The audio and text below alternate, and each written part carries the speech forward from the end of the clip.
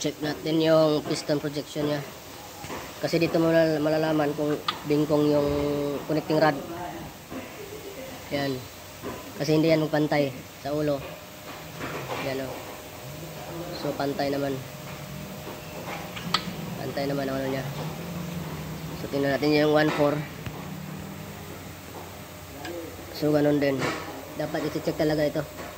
Kasi pag may bingkong yan, naku, mapapalya yan. So dapat i-check kasi wala tayong gamit na ano, meter. So im-im na lang mata-mata. Kailangan talaga i-check yan, final, bago ikabit ang head. So itatap na natin ito sa arrow. Yan yung top nya, Honda Civic 50. Yan.